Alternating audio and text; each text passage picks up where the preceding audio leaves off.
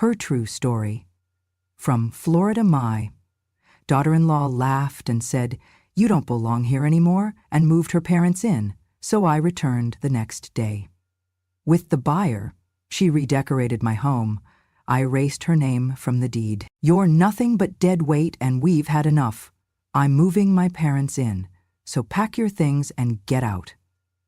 My daughter-in-law's voice sliced through the air like the slap she probably wished she could have given me. She stood in the center of the kitchen with one manicured hand on her hip, the other pointing toward the hallway. "And don't act surprised, you've been freeloading for long enough." I blinked, unsure if I had heard correctly. "Freeloading?" I managed to whisper, the word catching on the edge of my dry throat. She stepped closer, a cruel smile playing at the corner of her mouth. "You should understand, you've served your purpose, you're done here." I didn't move. I didn't raise my voice. I only looked at her and then toward my son, who stood by the fridge holding a mug of coffee like it was the only thing keeping him tethered to the room. His eyes wouldn't meet mine. "Jacob?" I asked softly, but he said nothing, not even a shrug, just turned slightly so I couldn't see his face. And that was when she spat, yes, spat, right onto my chest. It landed on the collar of my blouse, a blouse I had ironed just this morning. She laughed. "That's about what your worth is now, Granny." I gasped, and for a moment my hand hovered near my chest, like it could wipe away not just the spit, but the humiliation burning through my skin. But I didn't cry. I reached for my suitcase, the one I always kept half-packed, just in case we ever had to evacuate for hurricanes. Florida's funny that way. One day it's paradise, the next it's blowing you away. My hands trembled as I zipped it shut. I could hear her on the phone in the other room. "Yes, Mom, we'll have your room ready. Don't worry, the old lady's finally leaving." My legs felt like they were made of stone. Every step toward the front door was an act of will, not movement.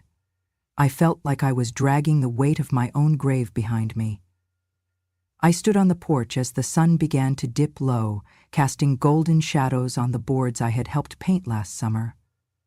The suitcase thudded softly on the wood as I lowered it beside the lounge chair. It was the same chair I used to rock my grandson to sleep in when he was small and feverish. Now, I was the one who felt sick. "No room left in the house," she had said. "Every space taken." Her parents needed comfort. I was an inconvenience. I sat down slowly, feeling each joint creak like the rusted hinges of the porch gate. The air smelled like jasmine. That was my plant. I had raised it from a sprig no bigger than a pinky. I looked back at the door, half expecting it to open, half hoping my son would come out and say this was all a mistake. He never did. Instead, I heard laughter. Hers. And then the blinds shut. The mosquitoes started to bite as twilight settled in. I wrapped my arms around myself, the thin cardigan I wore no match for the Florida chill that comes when you least expect it. I didn't sleep that night. I rested, but not like someone who had peace, like someone trying to remember what peace once felt like. I thought about my husband. He had passed 5 years earlier, a quiet man with strong hands and a gentle heart. I wondered what he would have said. Probably nothing. He was like me that way. We weren't yellers, we endured. Until we didn't. Around 2 in the morning, I stood and walked the perimeter of the porch. I touched the column where my grandson had drawn a smiley face in crayon years ago, still faintly visible. I walked to the side garden.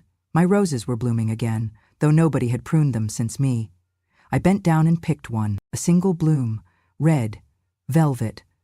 I sat again and held it, like it could remind me who I was.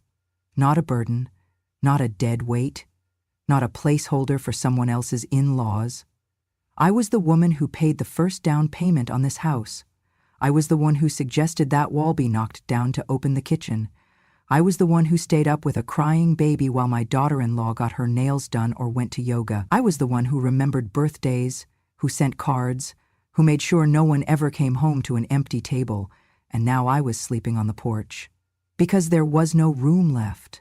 That morning, just before dawn, I walked down the steps and stood in the driveway. The dew had gathered on my sandals. I looked at the windows of the house, my house still legally mine in more ways than they knew, and I made a decision. Not out of anger, out of clarity, because I may have slept outside like a stray dog, but I still remembered where the leash was, and the key, and the deed, and the name that was still on it. Mine. They didn't know what was coming, but I did. Because when you've been told you don't belong in your own home, there's only one thing left to do: remind them who gave it to them in the first place. It started with a dream. Not mine, at least not at first. It was Jacob's dream, and I remember the day he sat across from me in the tiny screened-in porch of my retirement condo and said, "Mom, we're thinking of building a house, something permanent, a home where the kids can grow up and stay grounded." I had just poured him a glass of sweet tea. The ice clinked in the glass as he spoke. I looked at his eyes, hopeful, bright, and I saw the boy who used to bring me dandelions and call them roses. I smiled. "Tell me what you're imagining." They wanted something spacious, airy, room for the kids, room for visitors, a wraparound porch, an open kitchen, a garden, a home with light and warmth and future. And I, old as I was, 73 at the time, had savings from my years as a dental assistant and the modest sale of my little retirement condo. "I'll help," I said. He hesitated. "Mom, I didn't mean—" "I know," I said, "but you're building a legacy. I'd be proud to be a part of it." And I meant it, so I signed over the condo, took that check and deposited it into the joint account Jacob had set up for the build. "You'll always have a room," he promised. "You'll be part of the home, Mom. This is for all of us." His wife, Camilla, smiled politely then, said thank you, and suggested I could design the garden if I wanted. I did more than that. I helped pick the tile for the kitchen, sea glass blue that reminded me of the Gulf. I found the perfect local carpenter who hand-laid the wooden floors, plank by plank, just like my father once did. I stood in the July heat helping lay bricks for the flower beds, even when my hands ached so badly I could barely lift my coffee the next morning. When the roof beams went up, I stood in the shade and wept, not because of the beauty of the home, though it was beautiful, but because it was mine too. Not legally, maybe, but in blood, in intention. When the nursery was painted, I hung a framed cross-stitch I had made years ago that said, "This house shall hold love." I had it embroidered for my own wedding. It followed me everywhere. They let me place it above the rocking chair in the corner, next to the window. And when the baby was born, my granddaughter, Lily, they named the second guest room after me, Granny's room, they said. I believed I would grow old there, that we would have Sunday suppers and weekday movie nights, that when I was too frail to travel, my home would be the place everyone came to. But slowly, like a trickle before a flood, things began to shift. It started when Camilla's parents began visiting more often. They were loud, demanding. "Why doesn't this room have blackout curtains?" her mother once said, frowning at the guest room. Then came the suggestion that I move my things into the basement, to make room for the in-laws when they visit. That was the beginning. The cross-stitch disappeared from the nursery. The Granny's room label was quietly removed from the door. My framed family photos were taken down from the hallway wall. When I asked, Camilla smiled. "Oh, we're just redecorating. Don't worry, we'll find a special place for your things." They never did. I began eating alone in the sunroom. They claimed it was easier to manage the kids without too many adults crowding the table. I was no longer consulted about house repairs or groceries. Once, I offered to bake cookies for Lily's birthday. Camilla said, "We ordered from Whole Foods, but you can help wash up afterward if you want." And suddenly, the dream house I helped build, the one I gave my retirement for, became a place where I was treated like a ghost. Not hated, not shouted at, just quietly erased. Until one day I stood in the garden, my garden, and realized I had not touched a single plant in 3 months. Camilla's mother had hired a landscaper. "Let's get some real design going," she had said with a laugh. I watched him pull up the lavender I had raised from seed, and that was the moment I realized this house I helped build was no longer mine, not even a little. I was no longer part of the foundation. I was the unwanted reminder of how it got started. The legacy I dreamed of was not it was leverage. And I was no longer needed. They had the house, but they forgot I still had the land. It happened slowly at first, like paint drying in the sun, barely noticeable until you glance back and realize everything has changed. It began with the walls. One Friday morning, I woke to the sound of scraping and scraping upstairs. I leaned over the balcony, and there she was, my daughter-in-law, Camilla, standing on a stool with a paint roller in hand, slathering over the soft sage walls we had chosen, together with a bold eggshell white. The sage felt warm, inviting, what I had chosen, and she was erasing it.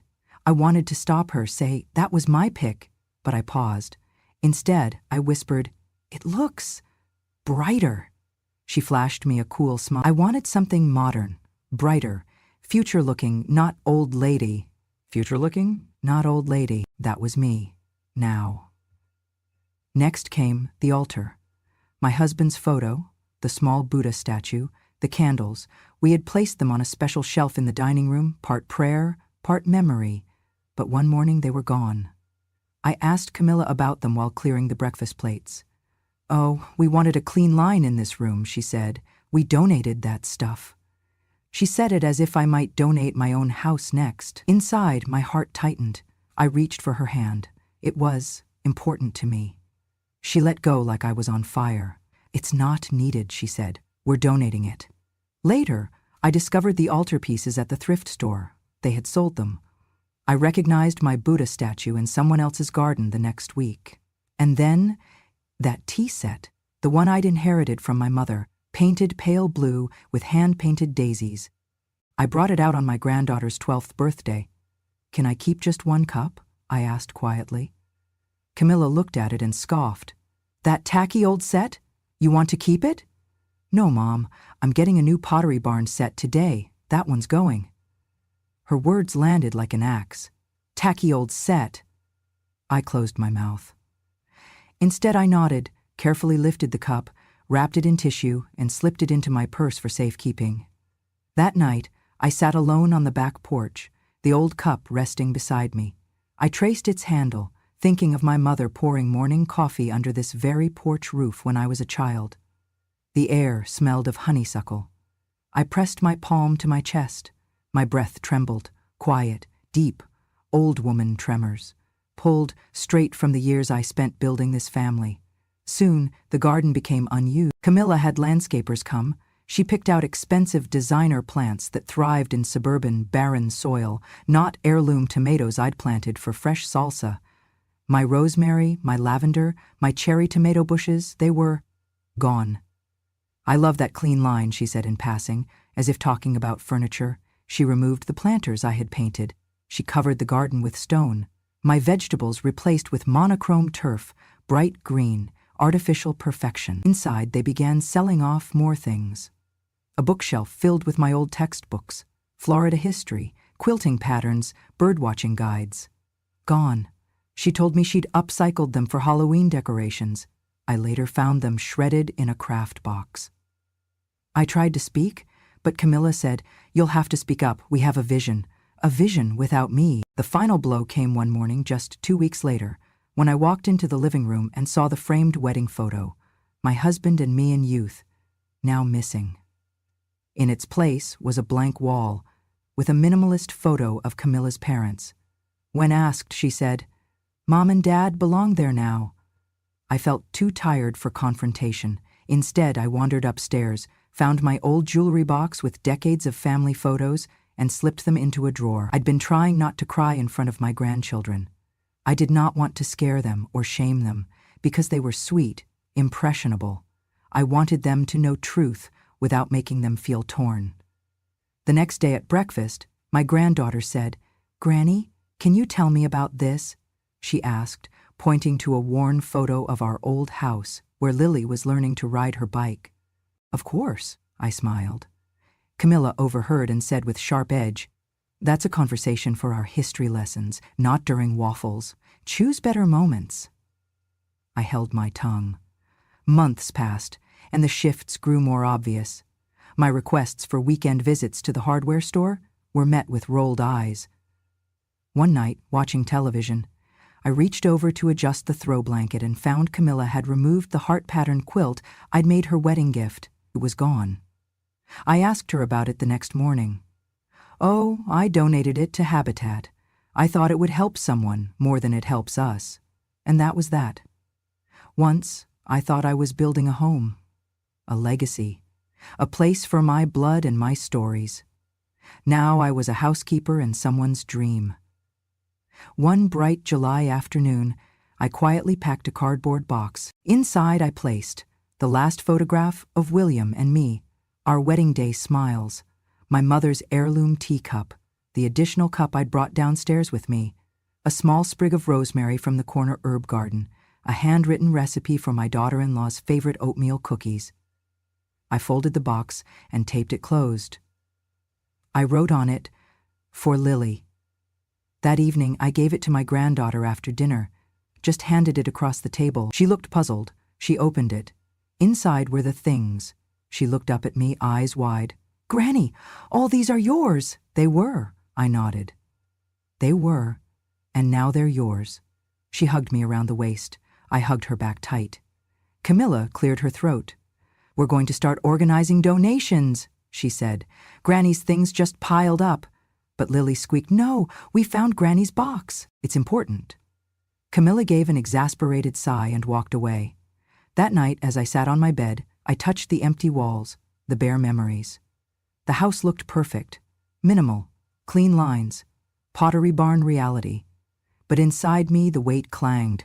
I closed my eyes and remembered laying bricks for our flower beds, choosing the porch light with my husband, sanding the floors until they glowed. I remembered polishing the kitchen counter until it reflected my face. Now, everything was rearranged without me, like I had never been part of it. I turned away from the barren wall and whispered to the night, "This was my home, my love, my labor, and maybe not mine legally, but mine in every worth that matters." The next morning I quietly left. No confrontation, no harsh words, just a suitcase, a handbag, and a deep, slow, steady breath. I locked the front door behind me and for the first time felt relief in the click of my own thumb turning the key. It was after her parents moved in that I slowly began to realize I no longer belonged. Not just in my son's house, but in my own life. They started with small things, a shift in how I was addressed, the way doors closed behind me instead of opened, the way weekends became filled with laundry and errands, not with conversation. One Monday, I folded towels in the laundry room when my daughter-in-law came down the stairs. She was wearing a crisp blouse, aside from the casual tone she used as she passed me. "We really do need this room for Grandpa and Grandma," she said. "If Granny could take the porch, that would be best." I nodded, not because I agreed, but because I realized I had no choice. That evening, I set up my suitcase in the laundry closet, stacked neatly beside detergent and cleaning rags. They installed a curtain as privacy, a modest folding chair, and a lamp. The basement bedroom, where I had lived once, felt empty and distant. Now, I felt I didn't even deserve a proper room. On the night I slept outside, it was the coldest night I had ever known. Florida winters are mild, so mild that you never expect December to feel like the breath of an exhale, but the air settled like glass through the empty spaces of the house. I wrapped my threadbare blanket tighter around my shoulders and sat on the porch bench. The same bench I had painted white with my granddaughter 2 years earlier. She had wanted horseshoes and rainbows. I had painted it simply, hoping it would last, and it had. I did not cry. Maybe my smile had dried up earlier, back when the breakfast nook became a snack bar for the in-laws. Maybe it had gone missing when my picture disappeared from the living room wall. I just sat. The night sky above me was dark, the porch light glowed weakly, but it was enough. I thought of my husband, the way he used to walk me out to this porch, call me his moonbeam, and sit with me as the clock ticked after midnight. I thought of my grandchildren, the way they built pillow forts under this roof, the smell of hot cocoa on cold mornings. I thought of the erosion, piece by piece, of my place in their lives, not because they had begun to dislike me, but because they had decided I was no longer useful. A whisper came through the screen, a neighbor's cat perhaps. I drew the blanket tighter and listened to the rhythm of the night. leaves rattling, the distant hum of a car, the crackle of radio static drifting from a nearby yard. I tried to sleep. Cobbled dreams of home flickered in my mind. Home, not a house.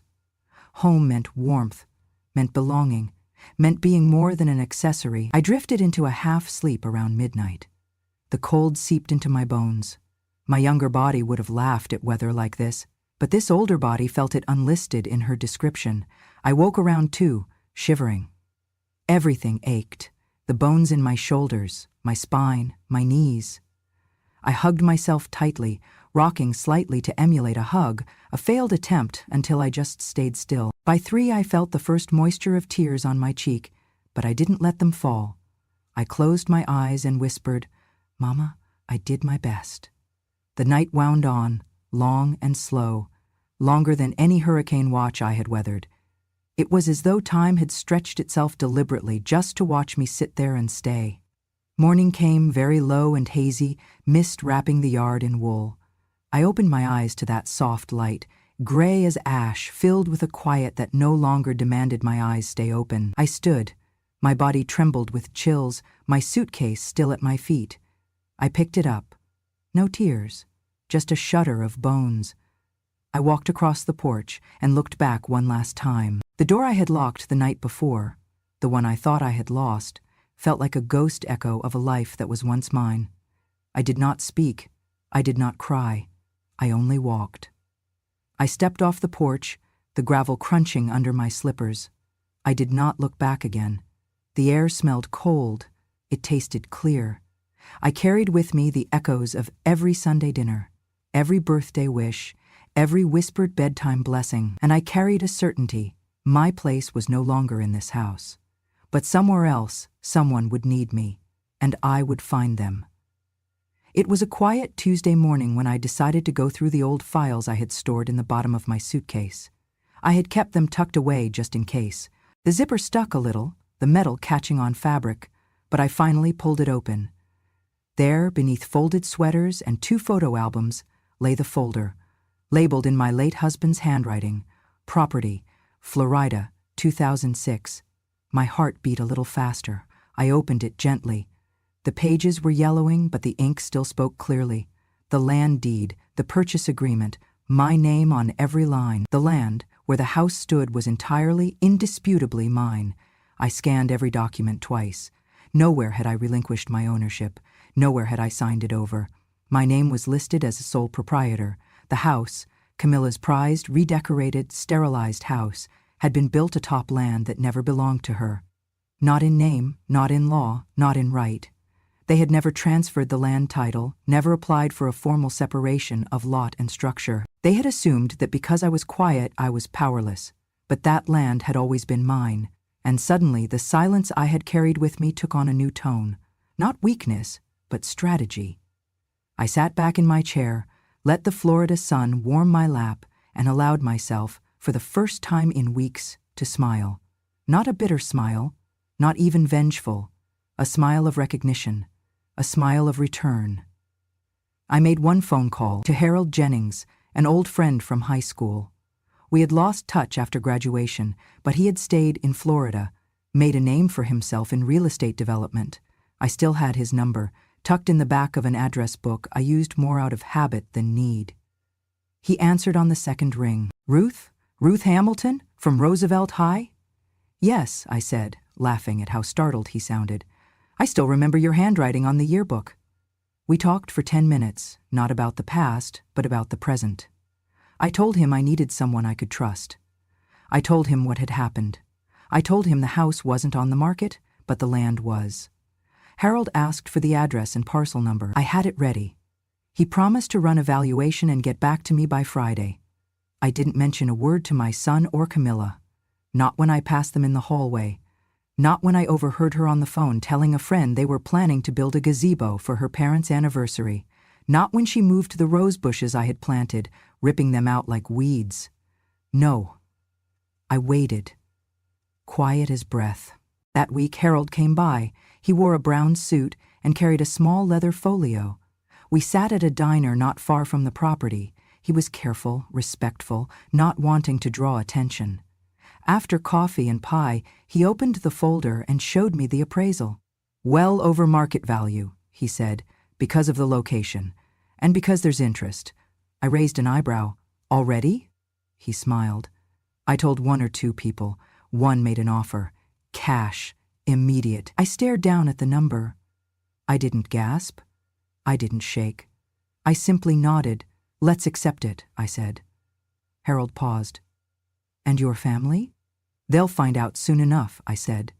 They told me I didn't belong. Now I'll help them mean it. I signed the papers that day. Ownership was never about noise. It was about the quiet strength of a woman who had been underestimated too long. And the land, my land, was ready to speak for me. The next morning, I put on my best blue blouse, the one with pearl buttons, and pressed my hair into soft curls. I wore lipstick, too, a soft red. Dignity, even in endings. I met Harold and the buyer at the edge of the driveway. He held a leather portfolio. She, a young woman in her 30s, carried a clipboard and we walked up the porch steps together. Camilla opened the door, her phone in one hand, a coffee in the other. Her eyes scanned me from head to toe, then flicked toward Harold and the woman. "What's going on?" she asked. I stepped inside without asking. Harold followed, nodding politely. "We're here for the final walkthrough." Camilla blinked. "Final what?" She turned to me. "Mom, what's this about?" I took the portfolio from Harold, pulled out the documents, and laid them gently on the dining room table. Her pristine table with coasters that matched the curtains. I pointed to the clause printed clearly on the second page. "This house," I said calmly, "sits on land I've owned since 2006. It was never transferred. It was never gifted. It was never yours." Her coffee trembled slightly in her hand. "You're kidding." "No," I said. "I'm not." She stepped forward. "You can't?" I looked her in the eye, firm and unshaken. "I can. And I have." Harold added, "The transaction was finalized yesterday. The land has a new owner. The house sits on it, and now it must be vacated." Camilla laughed, a high, panicked sound. "This is illegal. You can't do this. I'll call the police." "You may," I said, and she did. 10 minutes later, 2 officers stood on the porch. She waved them inside like knights. "This woman is trying to evict us from our own home." The officer turned to me. "Ma'am, do you have documentation?" I handed him the deed, the transfer documents, the certified letter of notice. His eyes scanned the paper. Then he looked at Camilla. "Ma'am," he said gently, "this land no longer belongs to you. Legally, this is her property. The buyer has every right to request that you vacate." Camilla's face fell. She looked at my son, who had just entered the room, bleary-eyed and confused. He asked, "What is going on?" "I sold the land," I told him simply. "And this house was never yours, not fully. You all forgot that." He whispered something under his breath. Camilla began to cry. I stood still. No victory dance, no cruel smile. Just presence. "You wanted me out," I said. "Now it's your turn." There was no shouting. Only the sound of a chair being pulled out, of paper being folded, of consequences finally showing up to dinner. The buyer began taking photos. Harold reviewed the checklist. I turned toward the door, not because I was finished, but because I had already begun a new life the moment they pushed me aside. And now the house followed. The papers were signed, the keys handed over, and the echoes of their protests had faded. The house, once mine in silence, had been spoken for out loud. But the ending was softer than anyone might have expected. The buyer turned out to be more than just a young investor. She was the director of a non-profit organization that transformed underutilized homes into community spaces for elderly women who had been displaced, forgotten grandmothers, widows without pensions, caregivers left behind. The name of her group was Havenhearth, and their mission was exactly what I had needed months ago, to make sure no older woman ever had to sleep on a porch again. When she looked me in the eye that day and said, "We would love to have you stay, Ms. Hamilton, as an honorary advisor, someone to help us shape the space," I felt the sting of the offer, not because it hurt, but because it was kind. Kindness in the ruins of cruelty feels almost foreign. I thanked her, gently, and declined. I think it is time I lived in a place where no one calls me too much, not even with their silence. She nodded, understanding. I found a small apartment 3 blocks from the water. It was nothing grand, just 2 rooms, a little balcony, and a patch of sunlight that hit the east wall every morning like a kiss. I painted the walls myself. I bought a used bookshelf. I filled it not with frames of people who had forgotten me, but with novels I never had time to finish, poetry I had once taught in classrooms, and blank journals for the days still coming. I named every plant on the balcony. My favorite was a stubborn hibiscus I called Gloria. She bloomed late, but beautifully. Every afternoon, I sat in a wicker chair, facing the ocean, reading slowly, sipping chamomile tea. I watched the tides come and go like memories, some crashing, others gentle. I learned that peace is not what remains after war. It is what you grow when you stop waiting for someone to apologize. The house?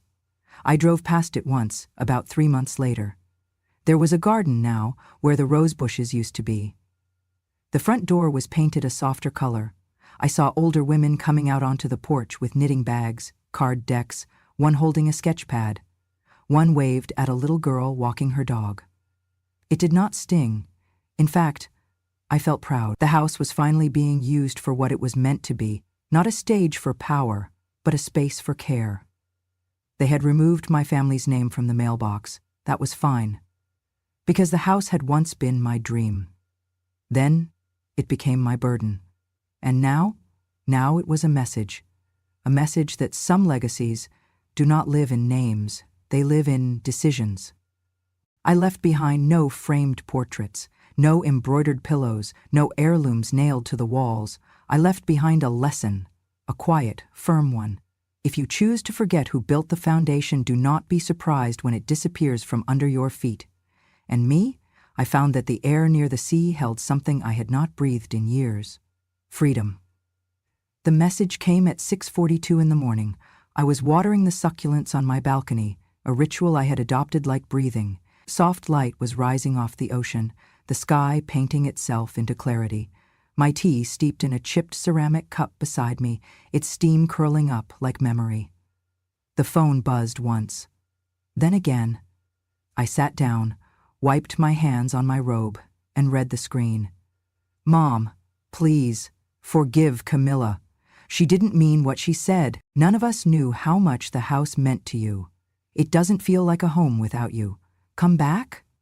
I stared at the words for a long time. The sun had risen a little higher by the time I replied. I didn't leave because of the house. I left because none of you remembered who built it. I set the phone down and didn't wait for a reply. That was the difference now. I didn't wait anymore. There was no longer a door I had to knock on to be allowed inside. No longer a chair I had to ask to sit in. No longer a kitchen I tiptoed through, afraid of stepping wrong in a space I helped create. This apartment, small as it was mine in every way that mattered. The pantry was stocked with things I liked: strawberry jam, black tea, lentils I cooked slowly every Sunday. The walls bore no accusations, only art. I had framed a photo of my mother and pinned it beside the window. Her eyes, frozen in a sepia smile, looked out toward the waves. I had bought a wind chime, a soft wooden one that only sang when the breeze was just right. That was enough. There was no plaque with my name on it, but I didn't need one, because here I was not a tenant in someone else's life. Here I belonged without asking. Some nights I still remembered the cold of that porch, the silence, the disbelief. The moment I realized I had become an accessory in the lives of those I once centered. But I no longer cried for that woman. I honored her. I lit candles for her every Wednesday. I wrote her letters in my journal. I thanked her for staying silent when silence was the only shield she had, and I thanked her even more for finally speaking, with action, with law, with grace. A neighbor visited one afternoon. Her name was Marlene. She was 72, wore headscarves with sequins, and smelled like cinnamon. "You always sit out here with that little smile," she said. "What are you thinking about?" I smiled at her. "I'm thinking about the way peace feels when you no longer need someone to hand it to you." She nodded slowly. "So you made it to the other side, huh?" "I did," I said. She reached for my hand. We held it for a while without talking, and in that stillness I realized something no courtroom, no signature, no eviction could have taught me. Belonging isn't granted. It's claimed. And once claimed, it doesn't have to be defended, not with anger, not with begging, just with presence. That night, I poured myself a glass of lemonade, walked barefoot to the edge of the balcony, and whispered a thank you to the wind. Not to my son, not to Camilla, but to the girl I used to be. The one who bought that plot of land with hope. The one who raised a son with faith. The one who stood in the middle of a house she'd paid for and was told she stayed standing.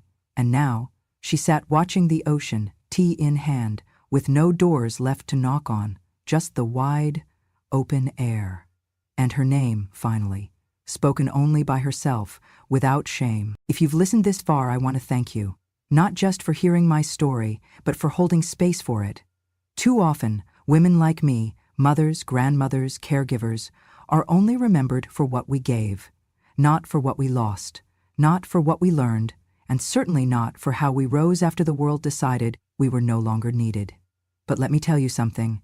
There is no expiration date on dignity, no age limit on truth, and no one, not a husband, not a child, not a daughter-in-law, gets to rewrite your worth. If this story reminded you of someone you know or someone you used to be, please don't keep it to yourself.